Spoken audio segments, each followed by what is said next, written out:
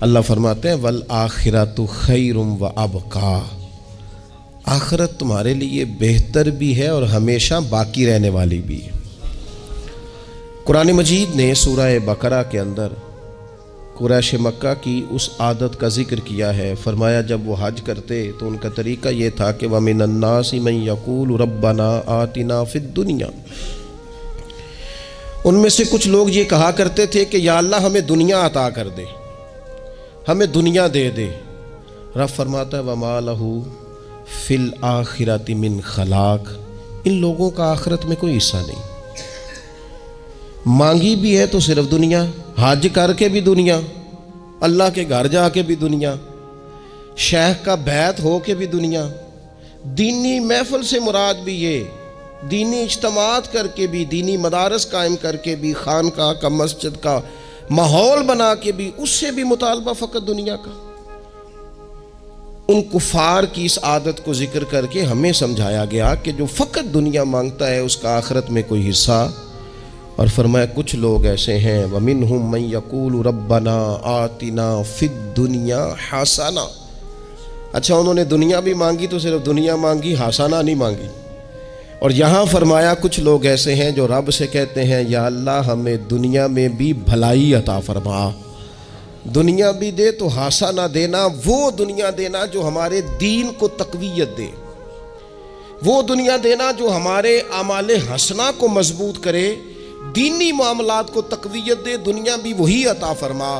اور ساتھ کہتے ہیں وَفِي الْآخِرَةِ حَسَنَةً، یا اللہ ہمیں آخرت میں بھی بھلائی ہی عطا فرما، وَقِنَا عَذَابَ النَّارِ، اور ہمیں دوزخ کے عذاب سے بچا، اولئک لہم نصیب مما کسبوا، فرمایا ایسوں کو ان کی کمائی ہی ملے گی، جو انہوں نے کیا ہے وہ خوش نصیبی انہیں ضرور میسر آئے گی۔ تو اللہ تبارک و تعالیٰ سے جب بھی سوال کیا جائے دنیا اور آخرت کی بہتری کا سوال کیا جائے۔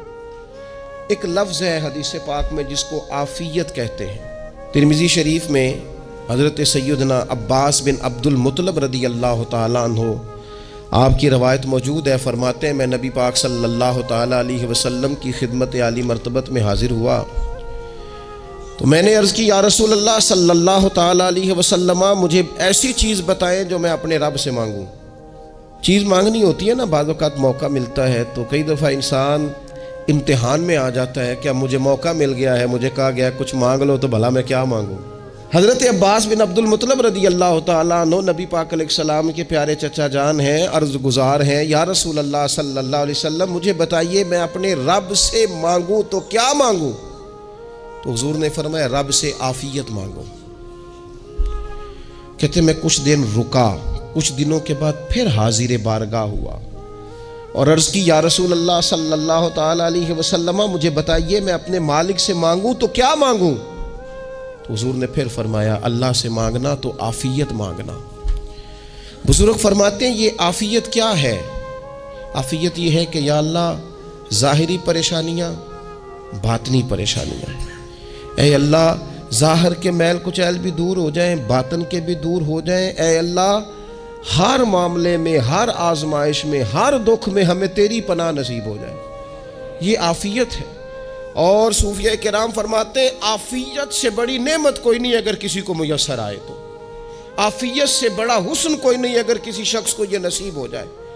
جس بندے کو عافیت نصیب ہو جاتی ہے گویا اللہ اسے سکون کی دولت عطا فرما دیتا ہے، تھوڑے پیسوں میں بھی سکون، بغیر شہرت کے بھی سکون، کوئی بات مان لے تب بھی سکون، کوئی دھتکار دے پھر بھی سکون، لوگوں کی گڈ بک میں ہو پھر بھی سکون، اور اگر لوگ سارے مخالفت میں آ جائیں تو چونکہ اللہ نے عافیت دی ہے پھر بھی سکون۔ اللہ تعالیٰ نے ان لوگوں کو قرار کی دولت، اللہ سے عافیت مانگی جائے، اس میں دنیا کی بھی بھلائی شامل ہے، آخرت کی بھی بھلائی شامل ہے۔ نبی اکرم صلی اللہ تعالیٰ علیہ وسلم توجہ دلاتے کہ اللہ سے تم عافیت مانگو، لیکن اللہ کی بارگاہ سے اپنا رشتہ کیسے جوڑنا ہے، مالک سے کرم کا سوالی کس طرح کر کے ہونا ہے، اللہ سے عافیت کا سوال کیسے کرنا ہے، یہ چونکہ روحانی تربیت میں ہمارا مزاج نہیں ہوتا لہذا ہم اس طرف جاتے نہیں کی ضرورت نہیں۔ وہ حضرت عارف رومی رحمۃ اللہ تعالیٰ علیہ فرمایا کرتے تھے بعض لوگوں کو رب سارا کچھ دیتا ہے، سجدے کی توفیق نہیں دیتا۔ اس کا مطلب یہ ہے کہ وہ کہتا ہے یہ سارا کچھ لے اور نکل جا، میرے گھر نہ آنا، رکھ سارا کچھ پاس۔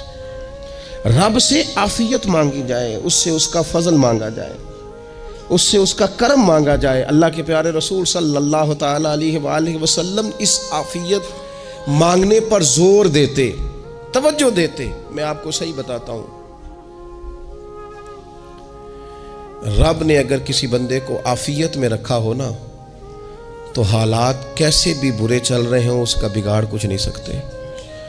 اور اللہ تعالیٰ معاف کرے، 100 دفعہ خاکم بدہن، اگر کسی وقت اس کے کرم کی نگاہ پھر جائے تو پھر سارے اسباب سمیت بھی انسان اپنے پیروں پہ کھڑا نہیں رہ سکتا۔ اس سے جب تک طلب کرم نہیں ہوتا، طلب عافیت نہیں ہوتی، اس کی بارگاہ سے جب تک بندہ مومن پورا رجوع نہیں کرتا، یہ عافیت اتنی اعلیٰ چیز ہے کہ نبی پاک علیہ السلام نے فرمایا اذان اور اقامت کے درمیان جو وقت ہوتا ہے اس میں دعائیں رد نہیں ہوتی۔ دعا مانگا کرو گے تمہاری اللہ اپنے فضل سے قبول کر لے گا۔ عرض کی یا رسول اللہ کیا مانگے؟ تو فرمایا عافیت مانگو رب سے۔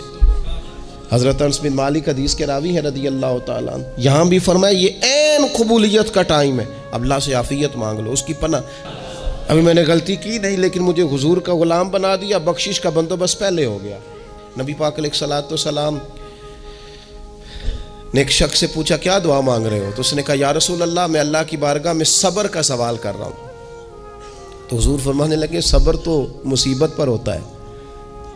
یا رسول اللہ پھر کیا مانگوں؟ آپ ان جملوں اور لفظوں کی گہرائی کو سمجھیں، صبر کے لیے تو پہلے مصیبت آئے گی پھر صبر آئے گا۔ تو یا رسول اللہ کیا مانگوں؟ فرمایا تو رب سے عافیت مانگ۔ مانا کیا ہے؟ مصیبت آئے کیوں؟ اللہ تجھے اپنی حفاظت کے حصار میں لے لے، وہ وقت ہی کیوں آئے کہ جب تیری طبیعت الجھ جائے، جب تو پریشان ہو جائے، جب تو اللہ سے عافیت مانگنا۔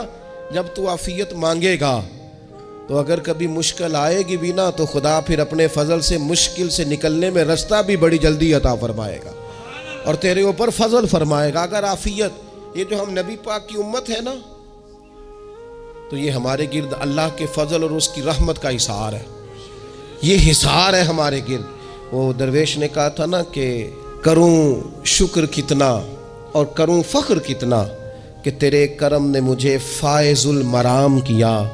دیکھو بنا کے سید عالم کا امتی مجھ کو گناہ سے پہلے ہی بخشش کا انتظام کیا۔ اور بعض لوگ، کیونکہ میں کہہ چکا ہوں شروع میں کہ ہماری دینی روحانی تربیت نہیں ہوتی اور ہم کہیں سے باقاعدہ اسباق لینے کے قائل ہی نہیں ہوتے، پوری تربیت کا ہمارا مزاج نہیں ہوتا، اپنی عقل اور اپنا شعور اور اپنے حساب سے ہم زندگی کو بتانا چاہتے ہیں۔ اور یہ جو میرا دور ہے یہ ویسے ہی الجھا ہوا زمانہ ہے، اللہ ماشاء اللہ، پتہ نہیں کوئی کیا بول رہا ہے، کوئی کیا کہہ رہا ہے، ایسے جیسے کوئی میلہ لگا ہوا ہے اور کان پڑی آواز سنائی نہیں دے رہی۔ جس کی دکان پر کوئی گاہک نہیں وہ بھی کہہ رہا ہے لائنیں بنا لو۔ ایسا الجھا ماحول ہے اور ایسی آزمائش ہے کہ لوگ بیچارے پریشان ہیں۔ دیکھیں جب تربیت کے ساتھ انسان آگے بڑھتا ہے نا، ہمارے پاس مقتدا ہے اللہ رسول کا کلام، ہمارا پیشوا ہے رب رسول کا فرمان۔ جب ہم کتاب و سنت کی روشنی میں آگے بڑھتے ہیں تو پھر ہمارے لیے منزل آسان بھی ہوتی ہے اور قریب بھی ہوتی ہے، پھر ہمارے لیے آگے کی طرف سفر کرنا، آگے بڑھ جانا یہ آسان ہوتا ہے۔ آپ غور کریں جو لوگ دنیا میں کامیاب رہے، بھلا کس طرح کامیاب رہے؟ وہ اس طرح کامیاب رہے کہ انہوں نے نا اپنے رب سے عافیت مانگی، اللہ تعالیٰ نے خود بخود ان کے لیے رستے بنائے۔ آپ تاریخ پڑھیں گے بعض لوگوں کی تو لگ نہیں رہا تھا کہ وہ اتنی کامیابی حاصل کریں گے۔ دیکھ لیں آپ، حضرت غوث اعظم جیلانی رضی اللہ تعالیٰ عنہ بغداد شریف تشریف لاتے ہیں تو ان کی کیفیت یہ ہے کہ پتے کھا کے گزارا کرنا پڑتا ہے، یعنی پیچھے کوئی ایسا بیک گراؤنڈ کسی کا بنایا ہوا ادارہ، کوئی بڑی خانقاہ، کوئی بڑے لمبے چوڑے والد صاحب کے مریدین، کوئی بڑا لمبا سلسلہ نہیں مل رہا۔ ان کو بظاہر پتے کھا کے گزارا کرنا پڑتا ہے، لیکن چونکہ وہ نکلے ہیں اللہ کی مدد کے ساتھ، انہیں اللہ نے تائید دی ہے، فضل فرمایا ہے، تو نتیجہ یہ نکلا ہے کہ 70 ہزار بندہ ایک ایک وقت میں تربیت لینے کے لیے ان کے سامنے موجود ہے۔ یہ اللہ نے اسباب بنائے ہیں۔ کیونکہ جب رب عافیت عطا کرتا ہے تو پھر اللہ اسباب بھی پیدا فرماتا ہے.